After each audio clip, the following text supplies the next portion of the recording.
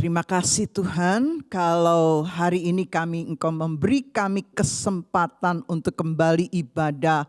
Walaupun kami melakukan secara online, tapi biarlah setiap kami mau menghormati Engkau di atas segala-galanya. Kami mau menyiapkan waktu kami, hati kami Tuhan, untuk mendengar firman-Mu, bahkan untuk diubahkan oleh kuasa firman-Mu. Dan kami berikan waktu yang terbaik yang kami punya Tuhan, untuk kami sama-sama mendengarkan firman-Mu, dan olehnya nama Yesus dipermuliakan. Tuhan, kami berdoa pagi hari ini untuk yang sakit Tuhan. Kami berdoa bila sementara mereka memuji menyembah Engkau, sementara kami mendengar firman-Mu, maka jamahan-Mu berlaku Tuhan. Kami yang sakit disembuhkan dalam nama Yesus.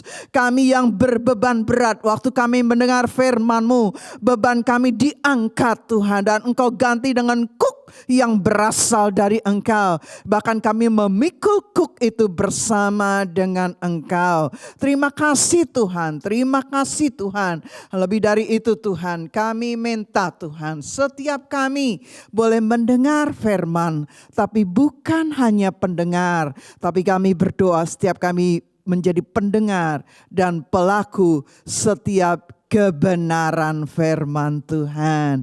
Dan setiap umat Tuhan yang dengan sukacita mau sama-sama mendengar dan melakukan firman, boleh sama-sama katakan amin. Haleluya. Shalom saudara-saudara yang saya kasih di dalam Tuhan, dimanapun Anda berada. Well, ini minggu yang ke-13 kita ibadah online. Dan tentunya doa kita bersama adalah supaya kita segera bisa ibadah bersama. Well, ada yang bilang, waduh saya lebih enak ibadah online. Haleluya. Ya, tetapi saya mau bilang kita kembali kepada firman Tuhan lah ya. Kita kembali kepada firman Tuhan. Kita akan, doa kita bersama adalah kita bisa beribadah bersama kembali ya, sebagai sebuah komunitas, sebagai sebuah keluarga besar, khususnya untuk keluarga besar Rock Sydney. Yuk kita doa sama-sama, sungguh-sungguh, dan dalam waktu dekat kita bisa ibadah bersama. Pagi hari ini saya akan menyampaikan firman. Temanya itu simple, tapi melakukannya enggak sesimpel yang saya khotbahkan. Khotbahnya simple, firmannya simple, temanya simple, tapi melakukannya perlu usaha kita dan perlu pertolongan Roh Kudus yang memampukan Anda dan saya. Temanya adalah ditanam. Setelah ditanam, tentu berbuah. Setelah berbuah, ada lagi satu, daunnya tidak layu. Nah, ya, kita baca sama-sama di dalam Mazmur pasal yang ayat yang pertama, pasal yang pertama ayat 1 sampai 3. Yuk kita baca sama-sama.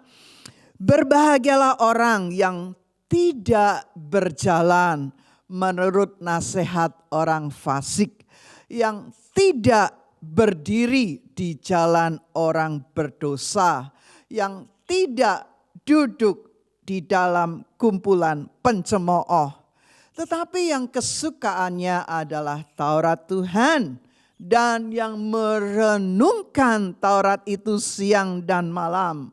Ia seperti pohon yang ditanam di tepi aliran air, yang menghasilkan buahnya pada musimnya, dan yang tidak layu daunnya.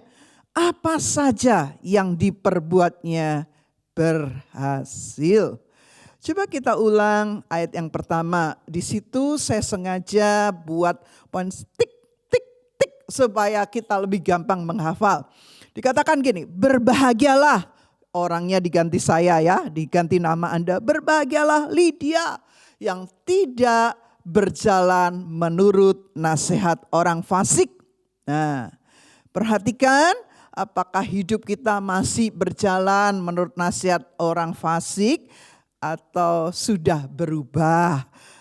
Doa saya, harapan saya, kita semua tidak lagi berjalan menurut nasihat orang fasik. Ya, yang kedua, tidak berdiri di jalan orang berdosa. Pastikan kita juga tidak berdiri di jalan orang berdosa. Dan yang ketiga, yang tidak duduk dalam kumpulan pencemooh. Nah, saya berdoa sungguh-sungguh, keluarga besar Rock Sydney, saudara semua yang mendengar firman Tuhan, pastikan Anda tidak duduk di kalangan pencemooh. Ya, tidak duduk dalam kumpulan pencemooh. Perhatikan teman-teman pergaulan Anda, siapa yang ada di sekitar Anda. Dan biarlah dapati Anda bergaul, Anda berjalan, Anda berdiri, Anda duduk di kalangan bukan pencemooh tapi di kalangan orang-orang benar. Haleluya. Yang sukacita, yang setuju katakan amin. Tetapi yang kesukaannya ialah Taurat Tuhan. Dan yang merenungkan Taurat itu siang dan malam. Berhenti sampai ini, gini, saya tanya ya, jujur nih, jujur, karena saya juga harus jujur. Seringkali yang saya renungkan itu bukan Taurat Tuhan atau bukan firman Tuhan. Yang saya renungkan tuh masalah saya ya, apalagi masalah gereja Rock Sydney ya, apalagi masalah keluarga saya, masalah kekecewaan saya, masalah sakit hatinya gitu ya. Kalau dikecewakan orang, kalau disakitin orang, itu sakitnya itu di sini gitu ya. Bahkan saya mau bilang gini, kalau saya merenungkan gereja Rock Sydney, saya merenungkan masalah saudara, masalah saya, apalagi kekecewaan, sakit hati, apalagi di backstabbing, apalagi pokoknya kita renungkan yang aneh-aneh, yang pokoknya yang mendarat-darat katanya ya. Maka rambut saya akan seperti film apa?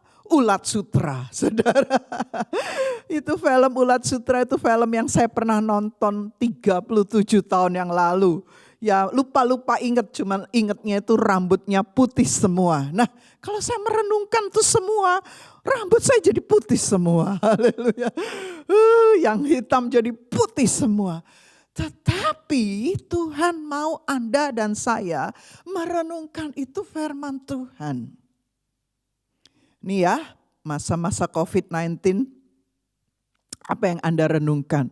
Iyalah Bu, iyalah Tante, masalah lah, saya kan masih hidup di dunia mendarat, merenungkan masalah saya gimana. Saya mau ngomong, waktu Anda dan saya merenungkan masalah, merenungkan problem kita, yang terjadi adalah kita jadi khawatir.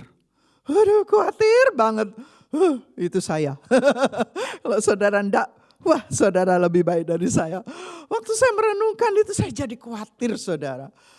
Lanjut setelah khawatir terus saya mulai mereka-reka. Wah nanti jadi begini, nanti jadi begitu. Dari khawatir jadi cemas. Dari cemas akhirnya berkembang lagi jadi ketakutan tentang hari esok.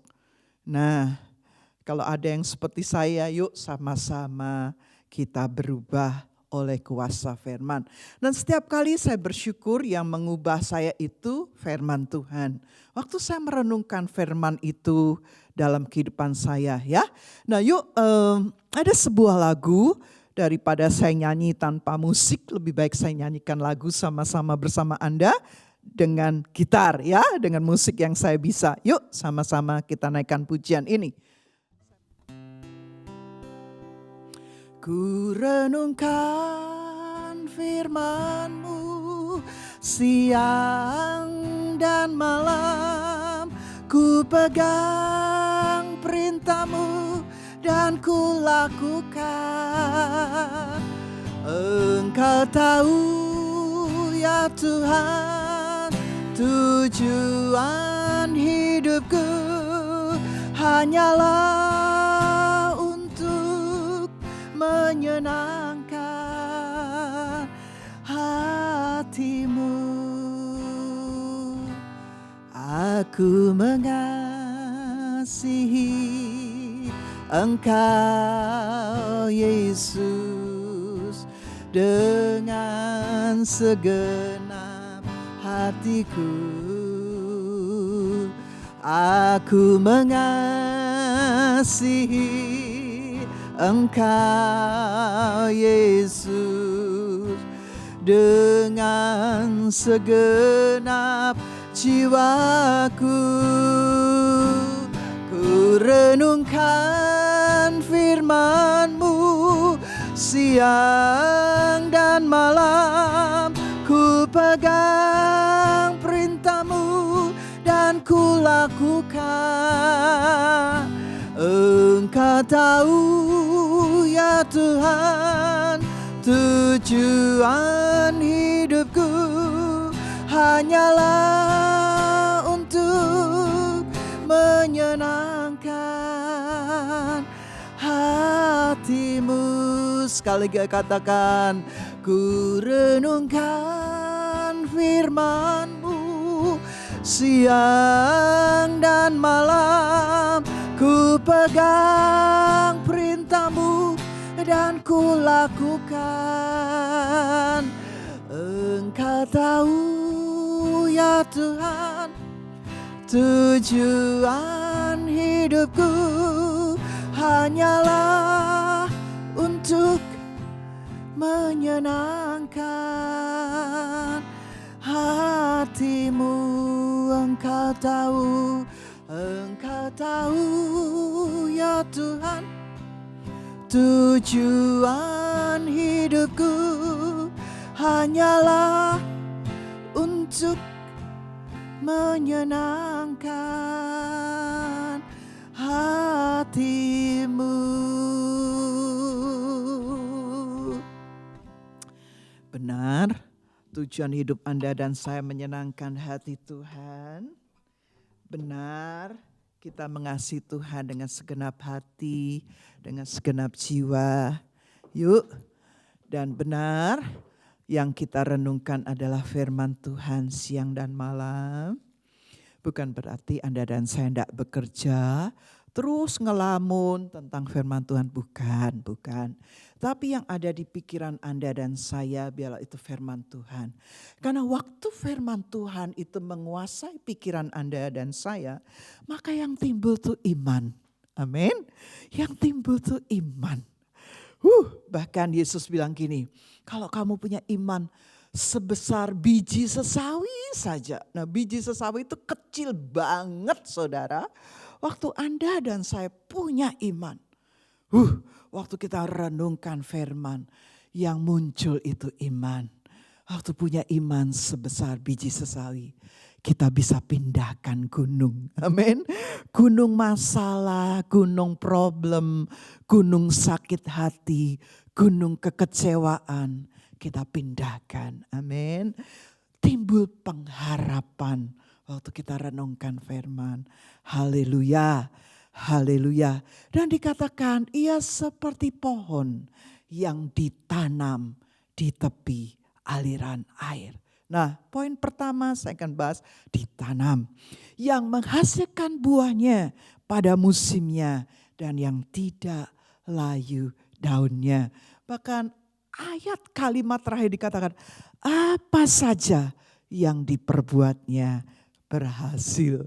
Semua senang ya dengan berhasil. Haleluya. Apalagi masa-masa ini. Aduh, kalau bisa berhasil. Ya, dalam masa pandemi ini namanya mujizat. Yuk kita belajar firman. Lanjut ya, saya bacakan lagi Yeremia 17 ayat 7 dan 8. Saya ajak Anda baca sama-sama. Yeremia 17 ayat 7 dan 8. Diberkatilah orang yang mengandalkan Tuhan. Yang mengandalkan Tuhan, diberkatilah. Anda dan saya yang mengandalkan Tuhan. Yang menaruh harapannya pada Tuhan. Ayat 8. Ia akan seperti pohon yang ditanam. Ia seperti pohon yang ditanam di tepi air. Yang merambatkan akar-akarnya ke tepi batang air. Dan yang tidak mengalami datangnya panas terik. Yang daunnya tetap hijau, yang tidak khawatir dalam tahun kering, yang tidak khawatir dalam masa pandemi, yang tidak khawatir dalam masa-masa kesukaran. Tidak khawatir dalam tahun-tahun kesukaran, tahun kering, dan yang tidak berhenti menghasilkan buah. Wow, luar biasa. Ini ayat-ayat firman Tuhan yang ya dan amin. Haleluya. Haleluya. Satu lagi ayat ya, saya tambahin ya. Mazmur 92 ayat 13 sampai 16. Orang benar akan bertunas seperti pohon kurma. Orang benar, orang yang dibenarkan Tuhan. Saya dan Anda yang dibenarkan Tuhan akan bertunas seperti pohon kurma. Akan tumbuh subur seperti pohon aras di Libanon. Mereka yang ditanam, Anda dan saya yang ditanam di bait Tuhan akan bertunas di pelataran Allah kita. Pada masa tua pun mereka masih berbuah, menjadi gemuk dan segar. Untuk apa? Untuk memberitakan bahwa Tuhan itu benar, bahwa Ia gunung batuku dan tidak ada kecurangan pada Tuhan. Ayat ke-15, pada masa tua pun mereka masih berbuah, menjadi gemuk dan segar. Saudara, segarnya saya mau, gemuknya saya enggak mau. Amin. Sehingga saya harus mencari ayat dalam bahasa Inggrisnya dari EMP ya. Dari EMP, bagus sekali tentang dia menjelaskan tentang menjadi gemuk dan segar ini. Dia menjelaskan ayat 15 ini lebih mantap rasanya ya. Mazmur 92 atau Psalm 92 verse 13 until 15. EMP ya, EMP version. Planted in the house of the Lord, they will flourish in the court of God, of our God. 14-nya di EMP sama dengan 15 di bahasa Indonesia. Haleluya. 15 di bahasa Indonesia, saya ulang. Pada masa tua pun mereka masih berbuah, menjadi gemuk dan segar. Nah, saya enggak mau gemuk saudara. Saya mau berbuah, saya mau segar tapi enggak gemuk. Sehingga lihat ayat yang 14 di dalam EMP. Growing in grace. Wow, growing in grace. They will still strive and bear fruit and prosper in all age. Prosper in all age. Lanjut. They will flourish and be vital and fresh. Be vital and fresh. Maksudnya fresh didetailkan oleh MP. Rich in trust and love and contentment. Mantap sekali saudara. Haleluya. Ayat 15 yang baca sendiri ya. Saya mau perjelas ayat 15 di bahasa Indonesia. Dan ayat 14 di EMP. Saya ulang. Growing in grace. They will still strive. Amen. And bear fruit. And prosper in old age. They will flourish and be vital and fresh. Amen. Maksudnya rich in trust and love and contentment. Nah, ini saya suka. Ya, ini saya suka. Ini saya suka be vital and fresh. Haleluya. Haleluya. Haleluya. Dengan 3 ayat ini, dengan tiga fatsal yang saya bacakan ini, ayat-ayat tersebut semuanya berkata bahwa tidak akan pernah berhenti berbuah. Nah, dalam perjalanan hidup ya, yang saya beri nama sekolah kehidupan, jujur kita lebih suka nyaman daripada kita masuk dalam sekolah kehidupan. Coba nih tanya anak-anak yang lagi sekolah from home. Saya tanya cucu saya, Alicia, apakah kamu lebih suka mana? Lebih suka school from home atau school yang ke sekolah gitu ya. Ini baru tentang sekolah di rumah atau sekolah di sekolahan. Dan dia jawab, dia bilang I like school from home. Why? Why? Padahal saya sudah tahu jawabannya gitu ya. Ya dia bilang yes because I like it. Nah, terus saya bilang gini, iya karena kalau school from home Kamu nggak perlu bangun pagi-pagi, karena kalau dia sekolah dia harus jam 6 pagi bangun, setengah 7 sudah jalan ke sekolah, karena jam 8 kurang seperempat sekolahnya sudah mulai, kan gitu ya. Dan saya bilang, ya because you like, you can wake up later, and bla bla bla. Terus dia bilang, no, katanya, no, saya juga harus bangun pagi. Well, tapi tidak sepagi waktu sekolah. Intinya saya mau bilang gini, banyak kita enggak senang masuk dalam namanya sekolah kehidupan. Padahal perjalanan hidup kita ini saya bisa beri nama, kita ini semua masuk sekolah kehidupan. Kadang lulus, kadang fail ya. Nah tetapi jujur kita lebih nyaman kalau kita enggak masuk dalam sekolah kehidupan. Tapi saya mau ngomong, Anda tetap masuk dalam yang namanya sekolah kehidupan. Nah, kembali ke Mazmur 1 ayat 1 sampai 3. Ayat 1 dikatakan, berbahagialah orang yang tidak berjalan menurut nasihat orang fasik, yang tidak berdiri di jalan orang berdosa, dan tidak duduk dalam kumpulan pencemooh. Pastikan ya 3 hal ini Anda tidak lakukan, karena ini berbicara tentang hidup taat kepada Tuhan ya. Hidup taat kepada Tuhan. Tadi hidup itu untuk menyenangkan Tuhan. Engkau tahu ya Tuhan, tujuan hidupku hanyalah untuk menyenangkan hatimu. Munya itu mu Tuhan. Amin. Haleluya. Yang kedua, waktu kita merenungkan firman Tuhan siang dan malam itu kita bisa mengikuti pimpinan Tuhan. Bahkan dikatakan firman Tuhan itu seperti suluh bagi jalan kita ya. Sehingga kalau saya salah, kalau Anda salah, itu firman Tuhan yang menegur saya. Bahkan firman Tuhan yang mengubah hidup saya ya. Nah, ayat yang ketiga dikatakan gini.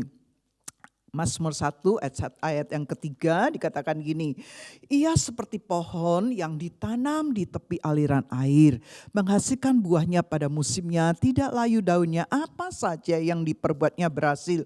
Seringkali kita melewatkan kata ditanam, kita melewatkan kata menghasilkan buah, tidak layu, tapi seringkali kita lewatin itu semuanya, kita langsung menghasilkan buah, tidak layu daunnya, apa saja yang saya perbuat pasti berhasil. Nah, kita paling senang itu kata berhasil. Sehingga kita lupa, kita melewati, ada satu kata yang penting, ditanam. Nah, kata ini yang pertama saya akan bahas sama-sama. Seringkali kita lewati karena kita suka dengan berhasil. Dengan kata lain, kita melewati prosesnya. Karena bicara ditanam itu bicara tentang proses. Padahal proses itu yang penting loh saudara. Kita kembali sebentar, Kejadian 1 ayat 29. Waktu Allah menciptakan manusia, menciptakan pohon-pohonan. Kejadian 1 ayat 29. Berfirmanlah Allah, lihatlah aku memberikan kepadamu segala tumbuh-tumbuhan yang berbiji di seluruh bumi dan segala pohon-pohonan yang buahnya berbiji, itulah yang akan menjadi makananmu. Allah menciptakan pohon, tumbuh-tumbuhan yang berbiji, buah yang berbiji. Tujuan Allah menciptakan dengan sebuah purpose. Sama waktu Allah menciptakan Adam dan Hawa dengan sebuah purpose. Walaupun Adam dan Hawa gagal, tetapi Allah tidak pernah gagal. Amin. Firman-Nya ya dan amin. Nah, di sini dikatakan Allah memberikan kepada tumbuh-tumbuhan yang berbiji, pohon-pohonan yang buahnya berbiji. Dengan kata lain saya mau bilang gitu, waktu kita makan sebuah buah, let's say buah apa ya? Saya suka buah apa ya? Buah duren. Ya, waktu saya makan buah duren, maka bijinya tentunya tidak saya makan. Bijinya itu akan saya tanam supaya menghasilkan pohon duren yang lainnya. Nah, dengan kata lain saya mau bilang gini. Allah menciptakan pohon buah dengan yang berbiji, itu tujuannya supaya biji itu ditabur lagi. Dalam pengertian rohani, kita tuh harus tetap menabur, saudara. Menabur biji. Biji itu ditabur, menabur mungkin menabur waktu. Anda berkorban banyak, Anda yang melayani Tuhan dengan full heart, ya bukan overtime dan full heart. Anda menabur waktu, ya. Menabur talenta, menabur uang, menabur perbuatan baik.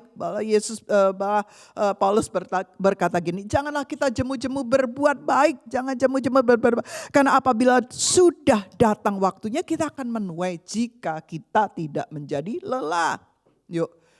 Yuk, jangan berhenti menabur.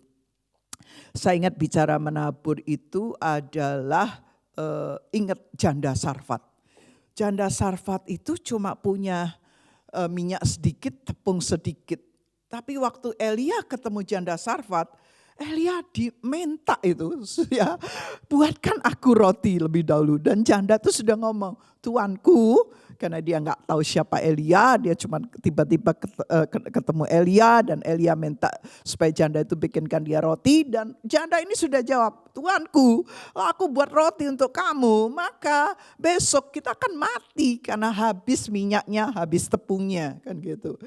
Tapi bersyukur loh, saya cuman amazed dengan karya Tuhan. Karena janda ini, yang miskin ini, janda Sarfat ini taat. Dia menabur dari semua yang ada di hidupnya. Dan apa yang terjadi? Tepungnya gak pernah habis, minyaknya gak pernah habis, tepungnya juga gak pernah habis. Sampai masa kelaparan selesai. Oh, haleluya. Ya, ini contoh janda Sarfat yang punya sangat-sangat terbatas, bahkan boleh dibilang janda yang miskin ya, tapi dia taat sungguh sama Tuhan. Beda dengan Ishak ya. Kalau saya bicara tentang Ishak di Kejadian 26, dalam masa kelaparan Ishak pun menabur. Tapi itu saya bilang sama Tuhan, kira-kira Ishak ini kan kaya gitu ya, karena dia anaknya Abraham. Ya kira-kira dia punyalah bahan banyak, punyalah perkebunan, semua peternakan yang banyak. Sehingga waktu Ishak menabur di masa kelaparan, itu masa kelaparan yang hebat. Dan Allah suruh Ishak menabur, mungkin lebih gampang. Kira-kira itu kan logika saya. Oke. Nah, tapi Ishak intinya gini. Waktu Allah menyuruh Ishak menabur, Ishak itu taat. Dan Ishak menabur. Dan dikatakan dalam tahun yang sama, Ishak itu menuai 100 kali ganda. Nah, itu pertanyaan yang belum bisa dijawab. Tanaman apa yang ditabur oleh Ishak sehingga dalam tahun yang sama dia menuai 100 kali ganda. Haleluya. Kita tidak bicara tabur menabur karena saya mau bicara tentang ditanam. Oke. Nah, biji adalah sesuatu yang luar biasa, betul? Bila punya iman sebesar biji sesawi, kita bisa pindahkan gunung. Haleluya. Ayatnya Matius 17 ayat 20. Yesus bilang, sesungguhnya sekiranya kamu mempunyai iman sebesar biji sesawi, kamu dapat berkata kepada gunung ini, pindah dari tempat ini ke sana. Maka gunung ini akan pindah dan takkan ada yang mustahil bagimu. Haleluya. Jadi biji ini luar biasa. Nah, semua biji yang diserahkan ke tangan Tuhan dikondisikan menjadi benih. Bersama Tuhan benih ditabur, ditanam. Nah, ini proses yang tidak enak.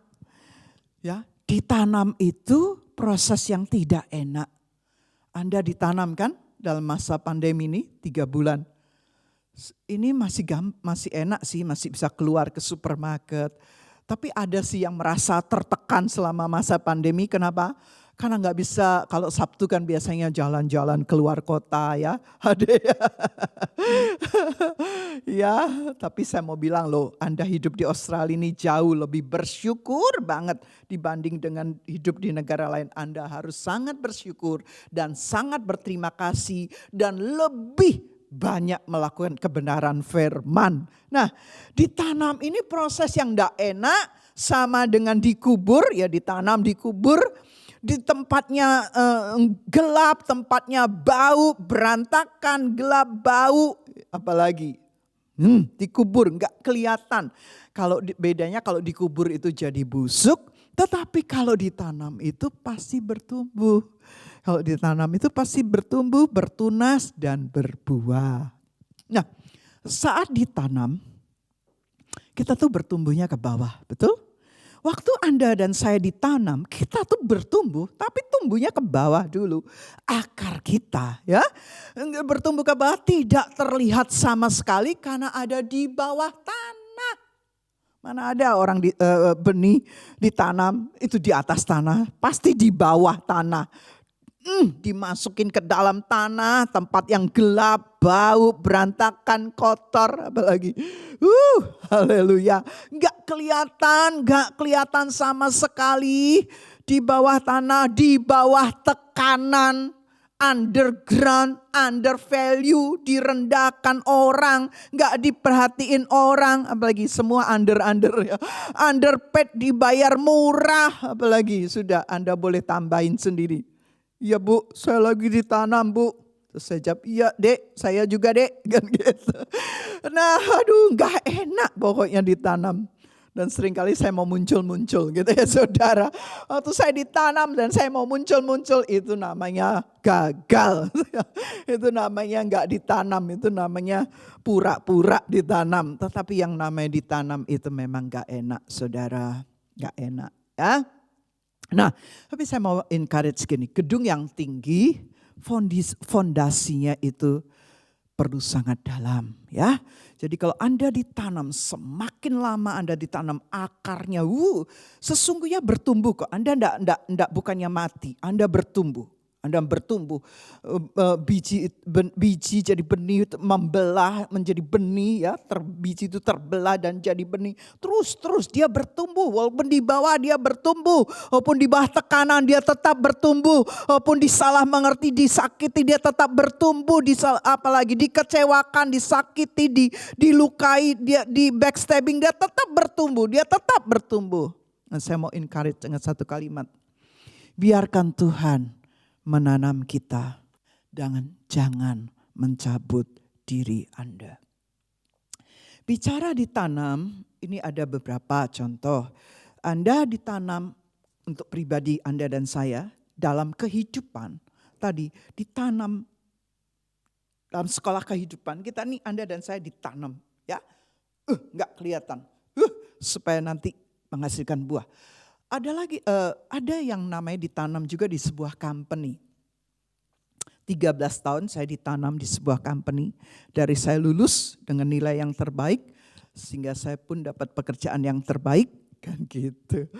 Haleluya, semua anugerah Tuhan ya, anugerah Tuhan.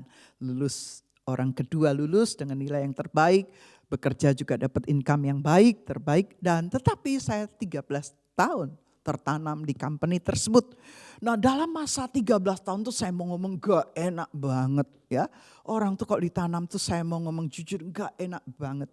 Dan banyak tawaran. Karena lumayan posisinya semakin lama semakin tinggi, posisi saya di sebuah company tersebut tentu tawaran juga banyak dong gitu ya. Nah setiap kali tawaran datang dan saya kepengen keluar, ya. Kepengen pindah. Waktu saya berdoa Tuhan bilang gini, sudah tetap aja di situ, ditanam aja di situ, sudahlah. Kamu pindah, ganti bos, ganti peraturan, ya mungkin kelihatannya gajinya lebih bagus ya. Tapi sudahlah, aku mau engkau tetap tertanam di company tersebut. Dengan air mata, dengan semua pergumulan, saya ulangi ditanam itu enggak enak. Tidak enak saudara, sungguh yang sudah ngalami bisa ya. Tapi setelah 13 tahun, waktu saya izinkan hidup saya terus Tuhan tanam dan saya tidak mencabut diri saya. Termasuk saya ditanam di gereja lokal, papi saya loh saudara, tadi company, sekarang ditanam di gereja lokal. Papi saya tuh gembala sidang, kalau boleh saya memilih papi saya tuh pengusaha. Tapi ternyata papi saya sebelum jadi gembala sidang, papi saya juga pengusaha. Nah itu diikuti oleh kami. Sebelum jadi gembala jadi pengusaha. Nah tapi waktu saya lahir papi saya sudah jadi gembala. Jadi saya pun ditanam di keluarga gembala, anak gembala. Yang saya mau bilang anak gembala kan gitu. Kalau bicara dari daging muda kita itu enggak enak jadi anak gembala saudara. Haleluya. Nanti boleh tanya kepada anak-anak gembala yang lain. Haleluya. Bahkan saya kalau bisa waktu itu saya tolak jadi gembala. Toh akhirnya dengar. setelah saya izinkan Tuhan menanam hidup saya 13 tahun dalam sebuah company. Enggak pindah-pindah. Ya, gitu. Nangis, iya. Aduh, sudahlah. Akhirnya orang yang ditanam dikatakan di pelataran di Mazmur 92 tadi, yang ditanam di bait Tuhan akan bertunas di pelataran Allah. Ya, bertunasnya 13 tahun, akhirnya saya melepaskan semuanya itu, karir saya, dan masuk dalam panggilan Tuhan sepenuh waktu. Oh, itu toh tujuan Tuhan menanam saya 13 tahun. Haleluya. Apakah dalam pelayanan hari ini saya enggak ditanam? Wah, ditanam saudara, dan harus mati nanti ya. Nanti saya cerita lebih lanjut ya. Apakah di dalam pelayanan sekarang setelah lepas 13 tahun, enak dong Bu sekarang, gak perlu ditanam, siapa bilang. Oke, yang kedua setelah ditanam, perhatikan ya, satu, ditanam. Katakan sama-sama, saya mau ditanam dan saya izinkan Tuhan menanam saya. Dan saya tidak akan mencabut diri saya dari ditanam tersebut. Anda ditanam di gereja Lokarok Sydney, Anda ditanam di gereja manapun, jangan pernah mencabut diri Anda kalau Tuhan sudah menanamnya. Enak gak enak, dijalani saja prosesnya. Amin. Yang kedua dikatakan apa?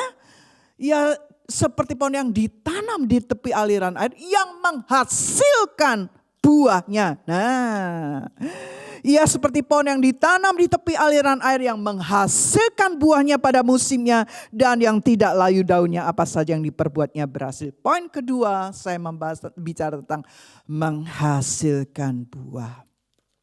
Yang membuat kita berbuah itu Tuhan, saudara, bila kita tidak mencabutnya. Saya ulangi, yang membuat kita berbuah Tuhan, bila Anda dan saya tidak mencabut diri Anda dan saya dari proses ditanam.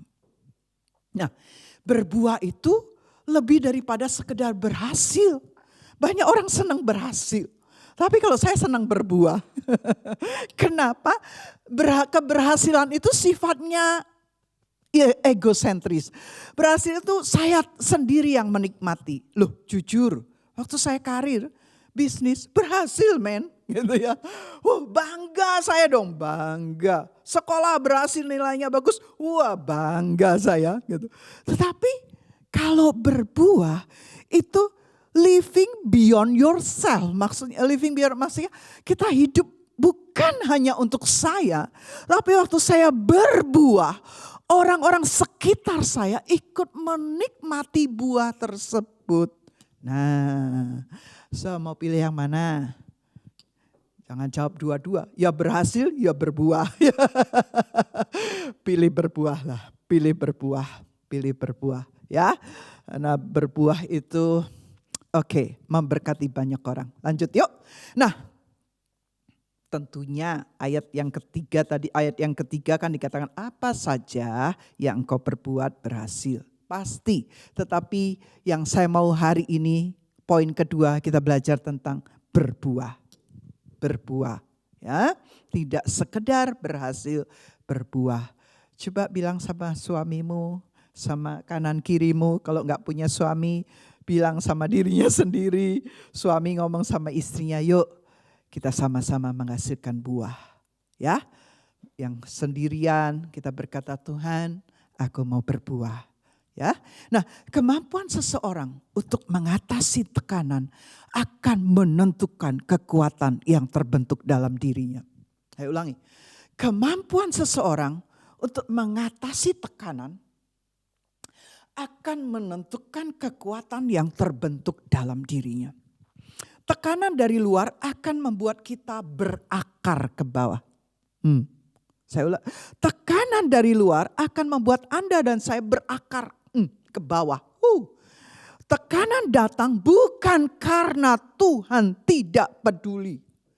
Tetapi Tuhan izinkan supaya kita mempunyai akar yang kuat dalam kehidupan.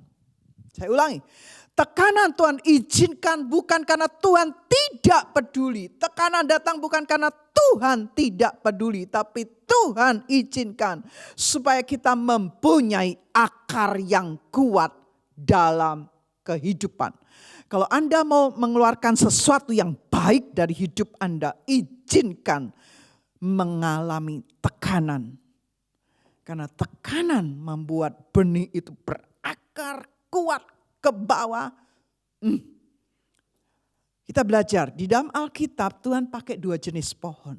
Satu pohon aras, satunya pohon korma. Dan itu ada di Mazmur 92 tadi. Ya, seperti pohon korma, seperti pohon aras di Libanon. Nah, akar dari dua pohon ini merambat sangat dalam. Akarnya itu merambat sangat dalam. Bahkan dikatakan akar itu bisa 10 meter di dalam tanah. Bukan hanya itu, kemudian akarnya itu melebar. Haleluya. Bayangkan akar pohon yang besar itu, pohon korma, pohon aras. Kalau saya lebih gampang membayangkan pohon beringin. Tapi pohon beringin sayangnya tidak berbuah, pohon kurma berbuah ya. Lihat akarnya itu ya, udah kuat menembus 10 meter kedalaman sampai ketemu sumber mata air. Setelah itu akarnya melebar, gitu ya. Nah, dan itu sebabnya susah banget untuk mencabut yang namanya pohon korma, pohon aras karena akarnya sangat kuat ke bawah. Akarnya melebar. Luar biasa. Sangat sukar dicabut. Jadilah pohon korma, pohon aras. Itu yang Allah berikan contohnya 2 jenis pohon tersebut. Dan pohon aras, pohon korma ini sangat unik. 10 meter akarnya harus masuk ke dalam tanah. Kalau ditanam terlalu dekat antara satu pohon dengan pohon lainnya, maka akarnya akan bisa melilit-lilit sehingga dia harus perlu jarak yang besar, jarak yang lebar untuk tanam pohon tersebut, jarak pohon tersebut supaya akarnya tidak saling terkait. Nah, pohon aras itu perlu ditaruh beban yang berat di atasnya supaya tadi ini akarnya itu terus ke bawah ya, ditekan dengan tekanan yang berat supaya menekan terus ke bawah akarnya itu sampai pada waktunya dia bertumbuh menjadi bertunas. Nah, ada satu quote yang saya dapat dari seorang hamba Tuhan, bagus sekali quote-nya berkata gini. When life gets really difficult, don't jump on the conclusion that God didn't do his job. Ketika hidup menjadi sangat sukar, menjadi sangat sukar, jangan cepat-cepat membuat kesimpulan bahwa Tuhan tidak bekerja. Atau Tuhan tidak menolong Anda. Atau Tuhan tidak peduli Anda. No, Tuhan peduli. Tuhan peduli Anda. Tuhan perhatikan. Cuman Anda sedang ditanam supaya akarnya ini loh. Kuat ke bawah. Nah, lanjut. Benih tidak akan multiplikasi, tidak akan berlipat kali ganda kalau benih itu tidak mati. Nah, ini Yesus ngomong tentang dirinya. Di dalam Yohanes 12 ayat 24, Yesus berkata gini. Aku berkata kepadamu, sesungguhnya jikalau biji gandum itu tidak jatuh ke dalam tanah dan mati, ia tetap satu biji, tetapi jika ia mati, ia akan menghasilkan banyak buah. Nah, ini Yesus ngomong tentang dirinya sendiri. Bukankah Yesus juga seperti biji gandum tersebut yang jatuh ke dalam tanah, dikubur, mati, ya dia harus mati di kayu salib. Karena kalau tidak mati dia tetap satu pribadi Yesus. Waktu dia mati seperti biji gandum. Jatuh ke tanah, mati. Ia akan menghasilkan banyak buah. Haleluya. Yesus sudah memberi contoh yang sempurna bagi hidup Anda dan saya. Itu sebabnya izinkan atau biarkan hidup kita ditanam. Dan Tuhan akan menumbuhkan buah-buah kebenaran. Wow. Biarlah akar kita yang sedang merambat ke bawah menghasilkan karakter ilahi. Wow. 2 Korintus 9 ayat yang ke-10. Ia yang menyediakan benih bagi penabur dan roti untuk dimakan, ia juga yang akan menyediakan benih bagi kamu dan melipat gandakannya dan menumbuhkan buah-buah kebenaranmu. Dan waktu akar kita merambat ke bawah, akar itu akan menghasilkan apa? Karakter ilahi. Bicara karakter ilahi, kita bisa lihat di dalam Galatia 5, 22 dan 23a. Tetapi biarlah kita hafal ya, yang hafal. Tetapi buah roh ada ialah kasih, sukacita, damai sejahtera, kesabaran, kesetiaan, kebaikan, kelemah lembutan, apalagi K1 lagi ya, kelemah lembutan, kemurahan, saudara. Yang terakhir, penguasaan diri. Ulangi. Tetapi buah roh ialah kasih, sukacita, damai sejahtera, kesabaran, kebaikan, kelemah lembutan, kesetiaan. Apalagi tadi kesabaran sudah, kesetiaan sudah, kemurahan. Yang terakhir, penguasaan diri. Saya percaya waktu Anda dan saya mau ditanam, itu hasilnya. Ada buah-buah kebenaran, ada buah roh yang keluar dari hidup Anda dan saya. Coba satu pertanyaan, waktu saya bilang gini, Tuhan aku mau dong berbuah-buah kesabaran. Besoknya, malam nih saya doa, besoknya saya akan diuji dengan hal-hal yang membuat saya tidak sabar. Nah, waktu saya ingat, kemarin saya baru berdoa supaya menghasilkan buah kesabaran. Tuhan uji saya, kan gitu. Dan bila waktu saya diuji, waktu saya terus ditanam, ingat sedang ditanam. Jangan mau muncul-muncul, ya jangan muncul-muncul. Ya nanti tidak jadi buahnya. Maka yang lahir adalah buah kesabaran. Amin. Yang terakhir. Sebelum yang terakhir itu poin yang ayat yang ketiga dari Mazmur 1 ayat yang ketiga itu poin yang terakhir yang tidak layu daunnya. Daunnya enggak layu saudara. Ya seperti pohon yang ditanam di tepi aliran air yang menghasilkan buahnya pada musimnya dan yang tidak layu daunnya. Apa saja yang diperbuatnya berhasil. Daun itu adalah mahkota dari sebuah pohon. Ya, kita bertunas, kita berbuah dan daunnya tidak layu. Maksudnya apa? Semangatnya tidak pudar. Haleluya. Semangatnya tidak pudar walaupun melalui proses kehidupan. Ya, walaupun melalui masalah-masalah yang sukar. Haleluya, proses kehidupan masa yang sukar. Yang kita harus mencucurkan air mata, tapi bersyukur belum sampai mencucurkan darah ya saudara. Kalau ada ya ada loh Bu, saya mencucurkan darah, yuk sama-sama kita mau bilang. Walau melalui proses kehidupan yang berat sekalipun, pengharapan dalam Tuhan tidak pernah mengecewakan. Haleluya. Saya ulangi. Walaupun harus melalui proses kehidupan, tetapi pengharapan dalam Tuhan tidak pernah mengecewakan. Biarlah kita tetap semangat. Sama-sama katakan semangat. Biarlah kita tetap semangat apapun yang sedang kita jalani. Apapun yang sedang kita alami. Kita tidak mencabut diri kita dari proses kehidupan. Kita tetap rela masuk dalam sekolah kehidupan. Kita tetap rela diproses dalam kehidupan ini. Ya, tetap semangat. Jangan loyo. Haleluya. Ini juga ngomong untuk diri saya sendiri saudara. Tetap semangat. semangatnya tidak pudar, daunnya tetap hijau, tidak layu daunnya, tetap semangat. Nah, saya tutup ya dengan satu ayat. Ini ayat Habakuk 3, 17, 18.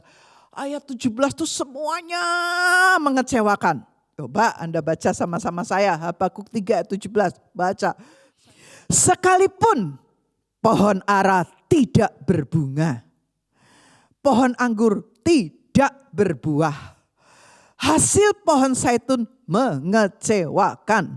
Sekalipun ladang-ladang tidak menghasilkan bahan makanan, kambing domba terhalau dari kurungan, dan tidak ada lembu sapi dalam kandang. Apa yang diharapkan? Semuanya mengecewakan. Ayat 18. Ini loh, orang yang tidak layu daunnya, orang yang punya semangat. Semangatnya tidak pudar. Ayat 18. Baca sama-sama dengan suara keras. 1, 2, 3. Namun aku akan bersorak-sorai di dalam Tuhan, beria-ria di dalam Allah yang menyelamatkan aku. Puji Tuhan. Amin. Namun aku akan bersorak-sorai. Sebelum masuk dalam perjamuan kudus, yuk naikkan satu pujian, terus kita masuk perjamuan kudus. Jadi jangan pergi dulu, kita naikkan pujian sama-sama, kita masuk perjamuan kudus. Setelah itu baru kita fellowship dalam sarana Zoom ya. Naikkan pujian sama-sama saya. Haleluya. Saya naikkan pujian, saya bertanya, Anda renungkan firman Tuhan tadi, ditanam, berbuah, pasti berbuah. Dan daunnya tidak layu. Semangat kita, walaupun harus menjalani proses kehidupan, kita tetap punya semangat. Amin. Maukah kau jadi roti yang terpecah bagiku? Maukah kau jadi anggur yang tercurah bagiku? Maukah kau jadi saksi memberitakan Injilku, melayani, mengasihi lebih sungguh? Jawab ya sama-sama. Aku mau jadi roti yang terpecah bagimu. Aku mau jadi anggur yang tercurah bagimu. Aku mau jadi saksi memberitakan Injilmu, melayani, mengasihi lebih sungguh. Aku mau jadi roti yang terpecah bagimu.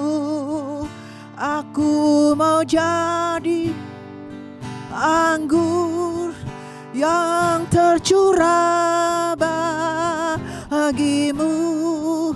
Aku mau jadi saksi memberitakan Injilmu, melayani, mengasihi lebih sungguh.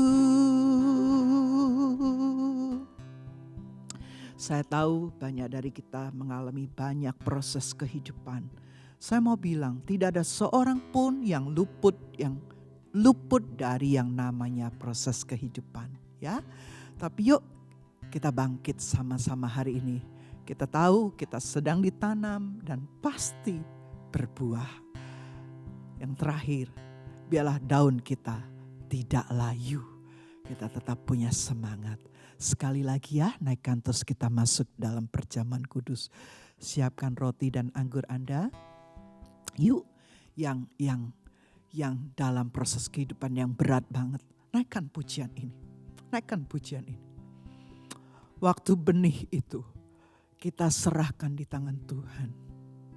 Dan benih itu Tuhan akan lipat gandakan. Waktu 5 roti, 2 ikan diserahkan ke dalam tangan Yesus. Yesus melipat gandakannya. Apapun yang ada di tanganmu hari ini, berikan kepada Tuhan. Amin.